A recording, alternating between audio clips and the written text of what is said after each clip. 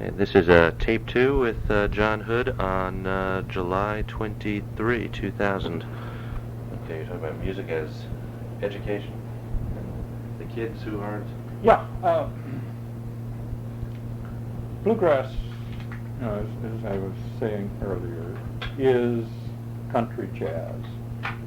It has a structure, yet there is room for improvisation. I see too many kids go through formal training in high school on violin being one of the instruments where there are a lot of high school players learning to play violin. They may have some ability, but not a professional interest or a talent.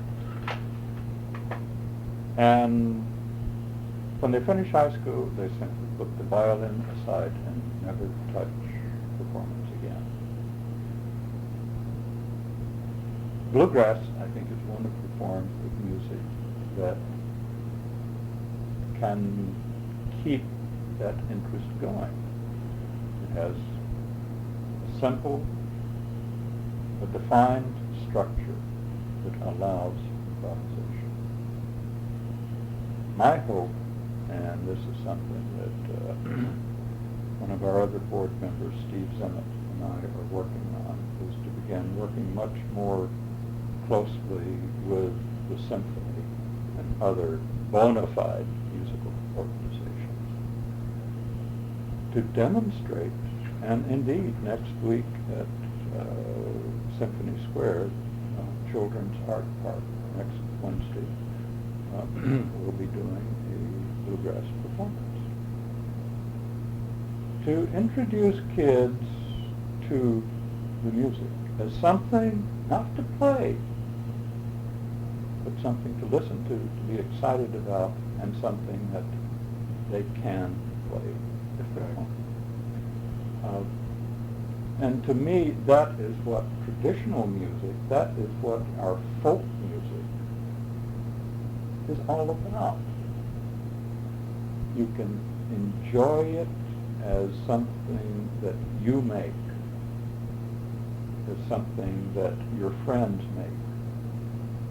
It's a living room music, it's a front porch music, it's a back porch music, but it's a music that is performed live and listened to live.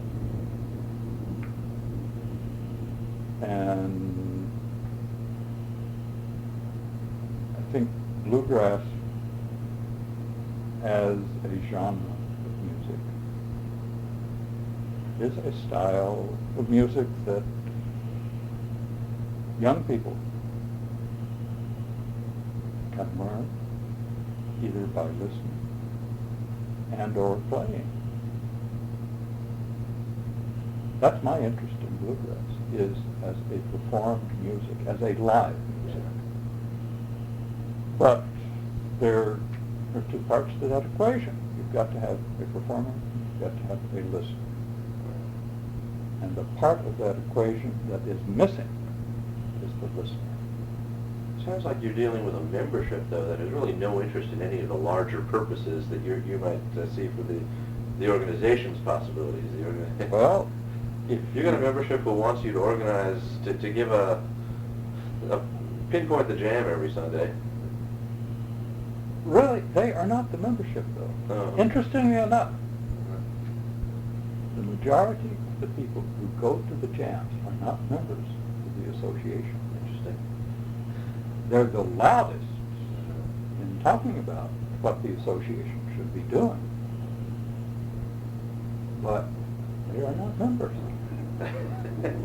And yet you don't know what the membership wants. Right. So the membership, the active membership becomes you and the board members who can talk about where can we take this label we've got. We've got this charter, we've got a name, we've got an institutional history.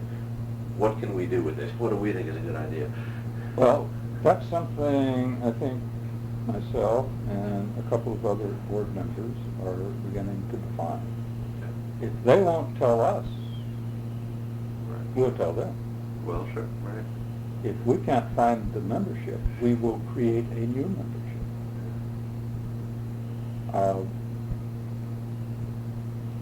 As I say, we are taking the initiative to try to begin working with symphonic music, or with those organizations, trying, in a sense, to make ourselves, or to define ourselves out of existence by erasing some of the boundaries. But not by erasing the music. Simply saying that bluegrass is a form, a style, a genre, whatever you want to call it, that is accessible. You can listen to it and you can play it. And it's not something you must do exclusively. And to me, that is the key. My life would not be complete without classical music, without jazz, without blues, without Graham Parsons. I listen to a broad range of music. I keep my radio on KMFA part of the day and on KUT the remainder of the day. If I had to listen to nothing but bluegrass, I would probably go nuts in a week.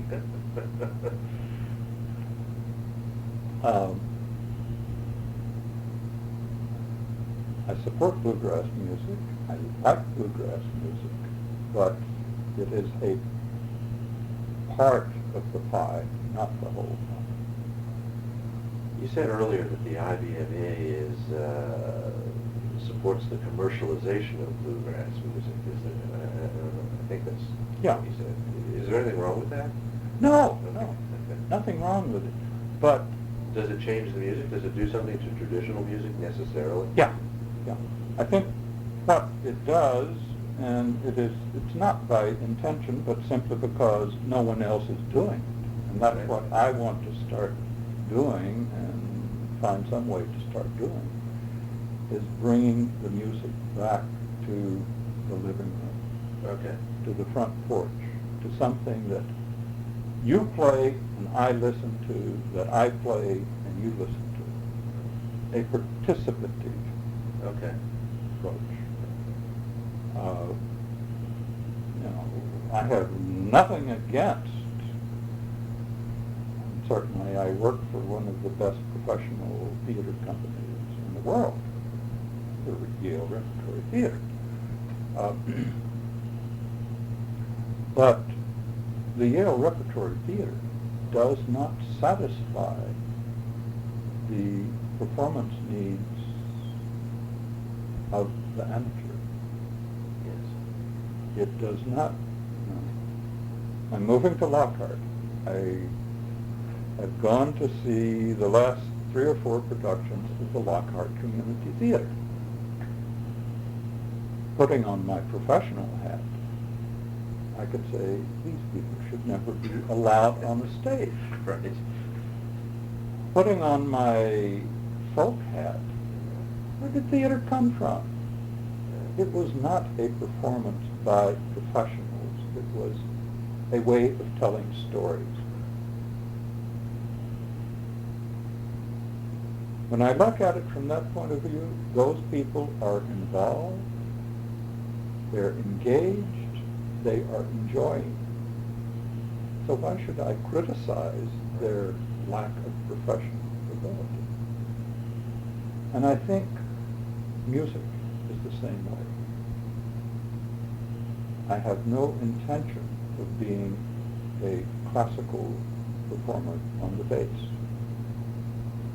Gary Carr, and indeed one of the best bluegrass performers, Edgar Meyer, can play classical and can also play bluegrass. But all I want to do and what I enjoy doing, and I think what I do very well, is play good amateur bass.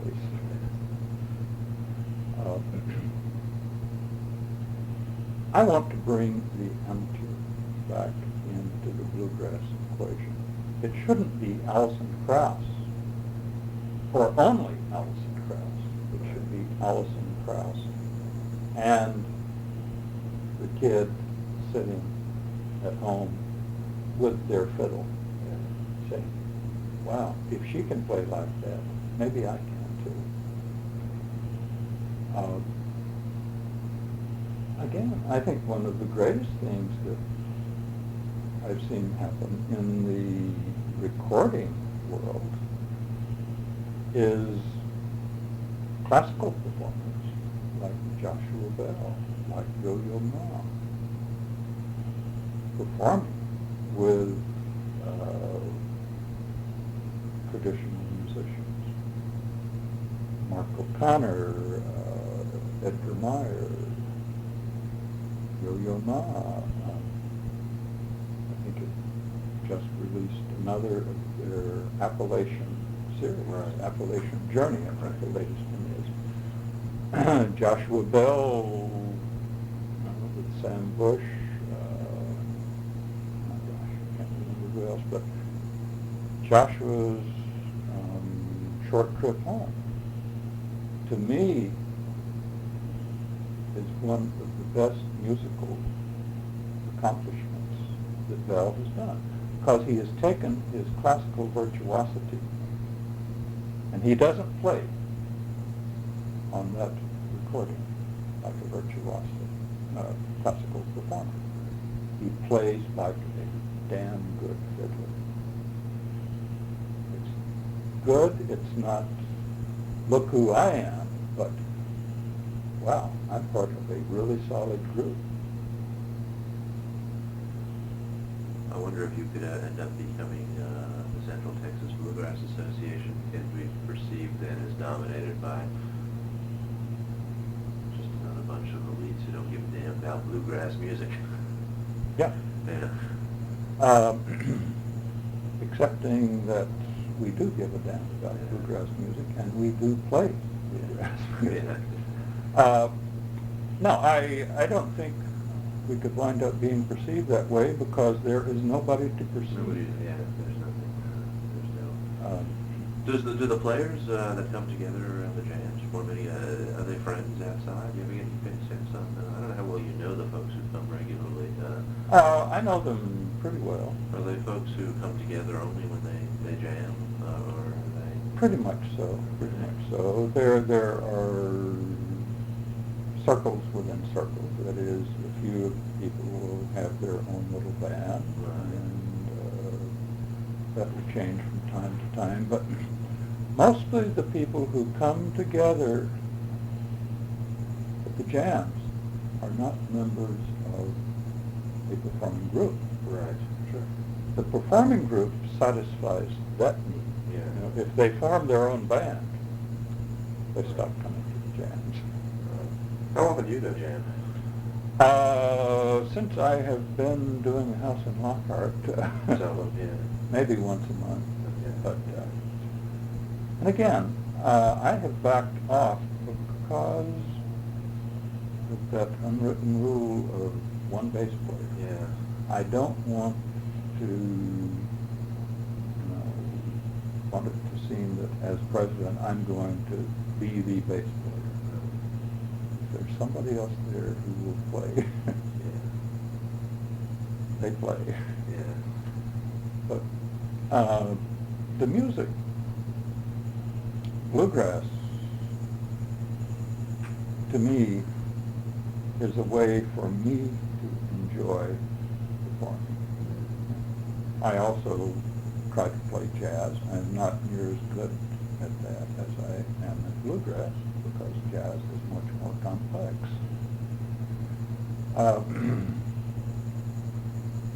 I play swing. I'm nearly as good at that as I am at bluegrass. But again, swing is a little more complex. But bluegrass, and why there should be a bluegrass association, to me, bluegrass is a folk music. Folk meaning live, performed and listened to by the people you know. That is not what Bill Monroe intended it as. It's absolutely, I was going there myself in my mind as you were saying it. It began as a commercial country It music. began as a commercial country music. But it is an accessible music. There are a lot of people who make very good livings writing classical tunes that children can play at the introductory level. Bluegrass, indeed, to me, and I think to a lot of people, is the way you start out playing music. And as your technique and your knowledge of music increases, maybe you pick up swing. As it increases, maybe you pick up jazz. I think there are quite a few performers who have, Bella Fleck started with bluegrass. Now he's one of the greatest jazz performers going. But bluegrass is a defined music that allows excitement and improvisation. And to me, that makes it a music through which you can access the whole world of music, both as a listener and as a performer. Now, are you a music consumer? Do you buy records? Oh, yeah. Oh, okay. I buy many more records than I enjoy. yeah, but obviously you buy a lot of records. Yeah. Yeah, and you buy them across the board. You buy classical as well as bluegrass. Oh, yeah. Classical, bluegrass, swing, some rock. I mean, there are conjunto. I mean, conjunto is one of that is the Hispanic bluegrass. Right. Again, it has a fairly simple, accessible structure, if there's room for improvisation. Instead of the fiddle, you have the accordion. But yeah, I buy a wide range, and I listen to a lot of music. That live performances here in Austin. One of my favorite groups is sort of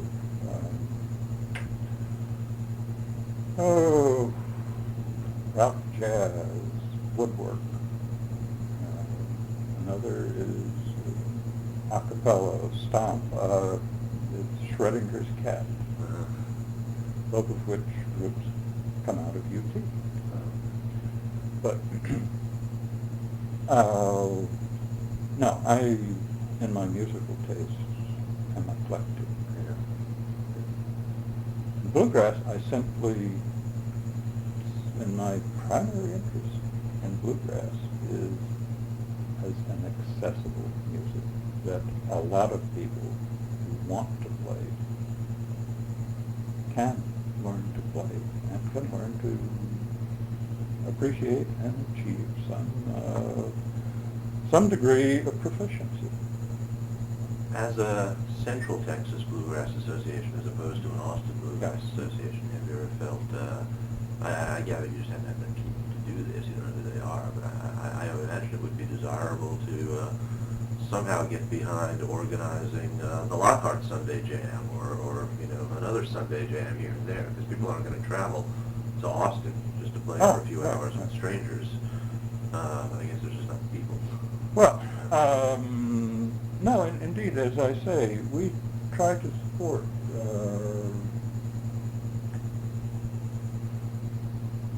not Lockhart, Harvard Harwood and Pearl, and Pearl.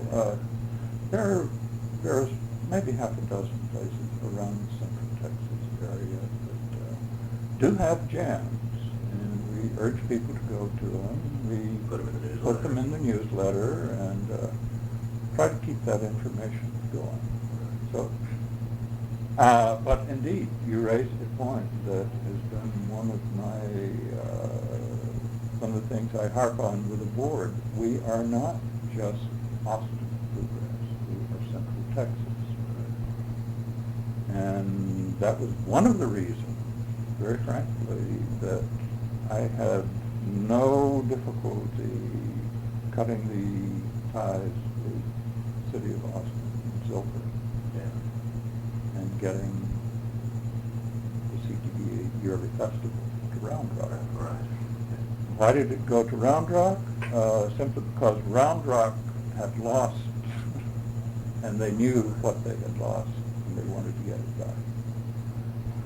Whereas other cities, there would be an educational effort, and certainly it's my intention to get more bluegrass in Lockhart. But Lockhart also has two let's see, one is called the Lockhart Opry, which is sponsored by one of the Lions clubs there, where they have the same sort of thing as Harwood, except it's on a Monday night, something like that, where people come in and they play. Groups from the local area play, and people from the local area come in and listen. I think the traditional music, that is the live traditional music, exists much more in small communities than in large communities. Sure, Austin is a music community. There are a lot of people who play and a lot of people who come in and listen.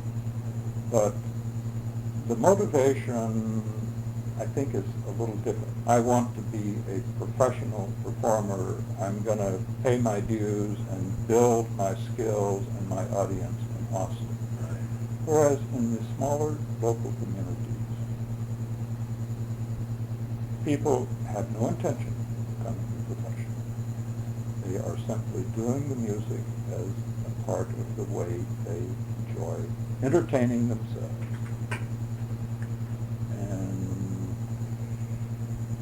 Bluegrass music, although it was created with a different initiative, is a music that you can learn and you can enjoy and you can become proficient at, whether or not you have incredible musical skills. Do you try and get stuff out to all the information out, membership lists at all these jams that take place? Get on Harwood, Pearl, do you solicit members or? No. We're trying, okay. No. Not aggressively. And I mean at other jams Yeah, as well. yeah. Not aggressively, because I don't think we know what we have to offer. I think, from my point of view,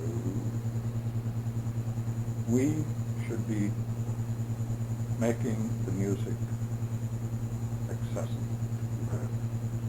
If they want to become members, that's fine. But I guess the real dilemma I face, we probably shouldn't be a membership organization. It was created back when the corporate charter was written by a group of pickers primarily. And yes, you have members of the pickers group, but with the passivity of our membership, I don't think they really want to be members of an organization and involved with the running of the organization and what the organization does. They want to be consumers. Yeah. So we we probably should not be a membership organization. And possibly the direction we will move, at least the direction I see the organization moving, is doing a lot more corporate fundraising. That is, getting our money not from memberships, but from corporate contributions, from individual contributions. And then you have to have something to offer people, obviously. Certainly for corporate contributions, you have to have.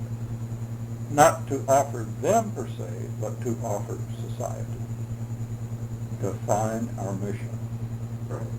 I'm not sure you get corporate money because you are bettering society through the arts. I still think they want to see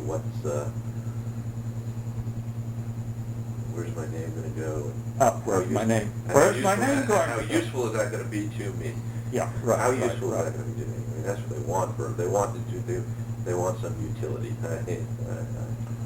But having been involved with fundraising for many years, and that was one of the primary efforts when Robert Brustein came to Yale. How are we going to create a theater professional company in academia? How are we going to fund that? The university's not going to fund it. They say, that'll be fine, but you've got to find your own money. Brustein did not go to the Ford Foundation and give them a pitch on how it was going to help the Ford Foundation, but rather how it was going to help society. And I think simply because they saw a potential for success and that they could attach their name to it. I think what you said, attaching the name, is more important than the actual operation. Oh, sure. I think, but is this going to tap? And I think the Ford Foundation is different than a corporate sponsor, of course. They exist for charitable purposes. Well, they were created by Ford family. They were. But yeah. They kind of mutated into something that. But look at the Gates Foundation. Right. Gates Foundation Education. That's what they say they're about. And they have a lot of money to give away, as does Dell. I don't think Dell has created his own foundation yet, but if he hasn't, he's missing a bet. Although they've started, they have just, from what my readings of the papers, they have just become aware, they being Michael Dell and his wife, just become aware of the need, and perhaps the rewards, but cynical, I'll say the need, to attach their names to prominent local philanthropy. They've endowed the Children's Museum with a great deal of money and some other things, I believe. I want to say some Jewish organization. Yeah, the Jewish Community Center. Okay, That's put the money up for. Yeah, and those are, I believe right now, those are coming from personal contributions, not from the Community Foundation. Well, that's the next step, obviously. Well, create something. In the paper yesterday, there are over 20,000 new millionaires in Boston. And of those 20,000, I probably know at least half a dozen. Through your work at UT? Through music. Okay. Kids, I know one who is an avid guitar player. And I know we can go to those people who have played music and tried to play music and at least have access to them. They may not give, but there are a few who probably will. So I see our bluegrass organization doing much more individual and corporate fundraising than promoting membership. We should become, in that sense, a foundation. Do you feel the term bluegrass would have to be explained a lot to move into that realm? Would it need explanation? Would you need to, I don't know, educate people about what the music's about? Do you think there'd be some preconceptions that would be difficult to get over? The preconceptions of hillbilly music, Yeah. I think, are probably it. But it's amazing how many people you say bluegrass to, and too far away. Oh, yeah, boy, that was bright. If you looked right where I was, I saw a nice streak down the sky. That's what you go ahead. Yeah. People have some sense of what bluegrass music is. In the general population, you can say bluegrass. Oh yeah, Alison Krauss.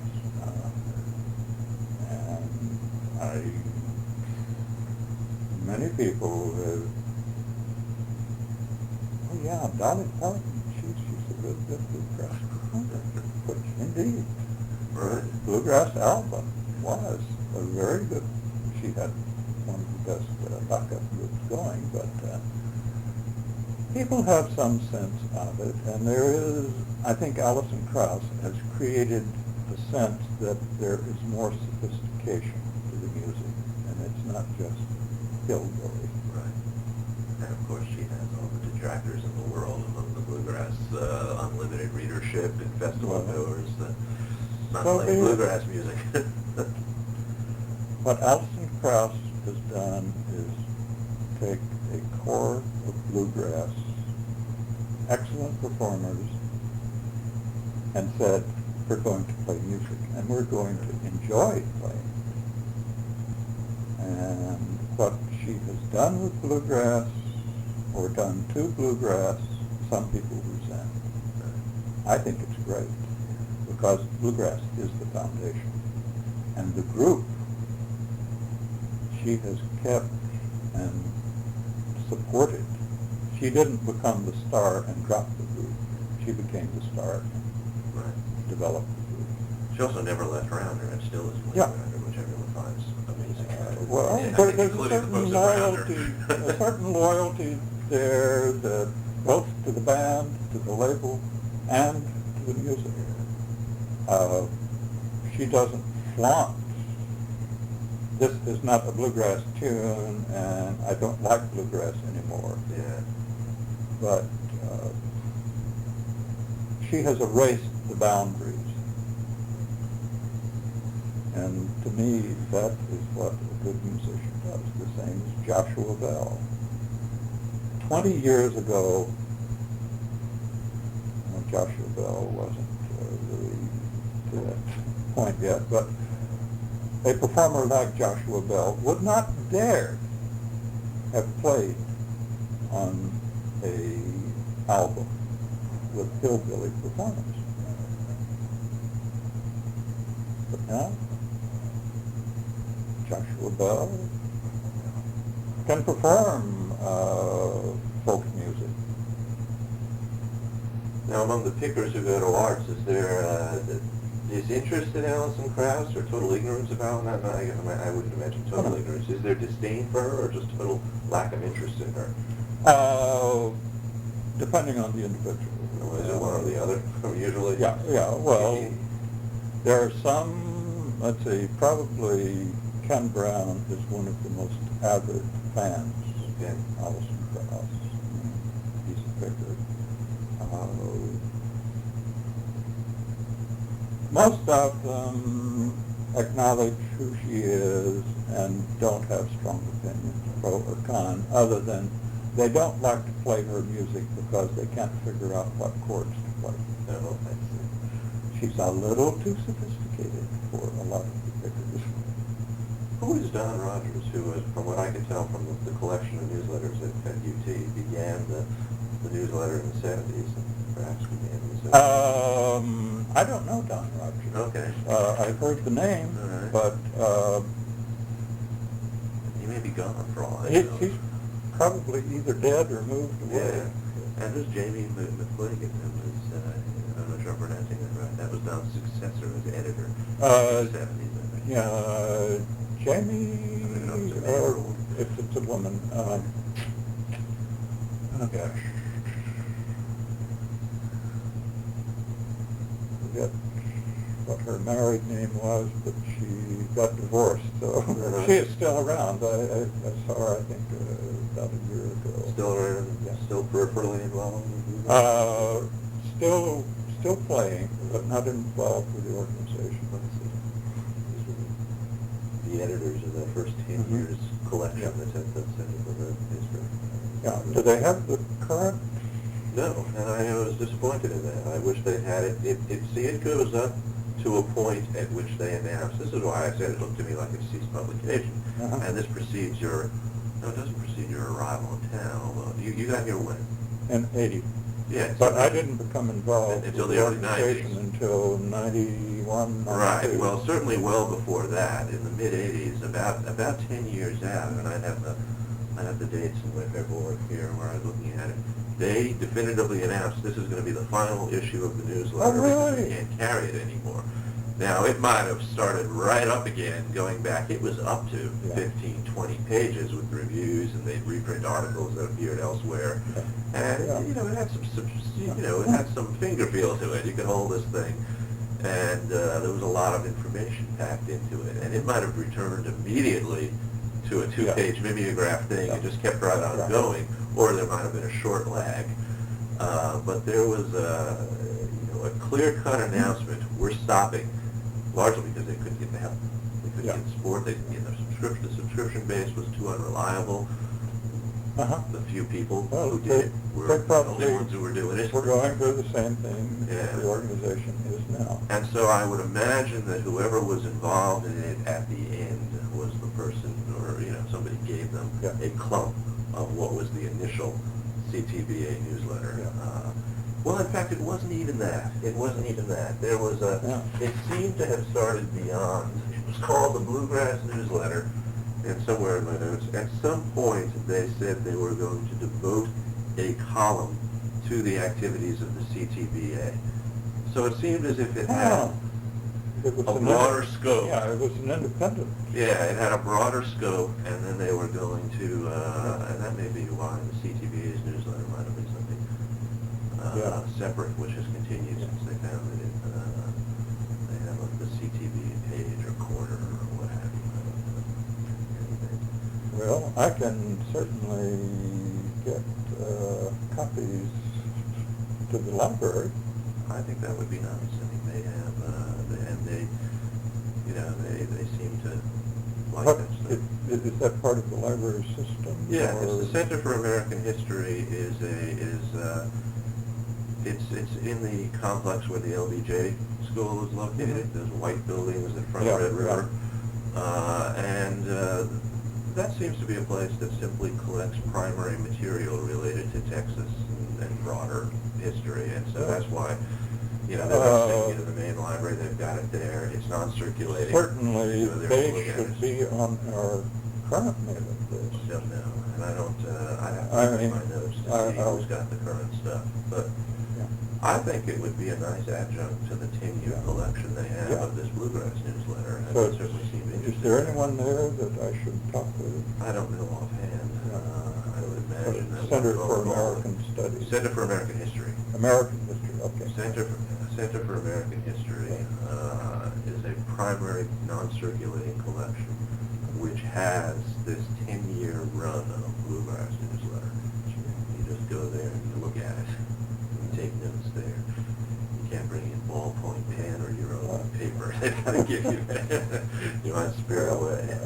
I could probably give you a private collection. I would love to see the collection, maybe even to borrow. I borrow this stuff. I would love to just go through it, pick out names. Now, as I know, for the time that I did the newsletter, I would keep 25 to 30 copies. So as I pull out those boxes and start moving, and we'll put together a I love set it. I'm for a you. big guy. I'm a voracious collector of this stuff, and often it proves to be useful. Just pick up little tidbits of things, that stuff that's happening on the ground. I really like that. I'm trying to get a set of AFTM newsletters. They're just hard. Tim Wilton is the current president of the association. You know him at all? Yeah, I know the name. I know him a little bit. He's a hard guy for me. He's proven to be a hard guy for me to talk to. I don't know why. He just doesn't seem to be interested in talking about the history of the organization or how it functions. He's a player, and he likes to go play, and his wife's a player. And he said to me, he said, I don't really like to talk about why we exist or why I play or what we play. See, I guess that's the difference between pickers and educators, yeah. Yeah, I mean, he was friendly, but To he me. flat out said, I like to talk about why I play. I don't know why I play. I just like to play. They invited me to a party at their new house. I know I shut this off, but they invited me to a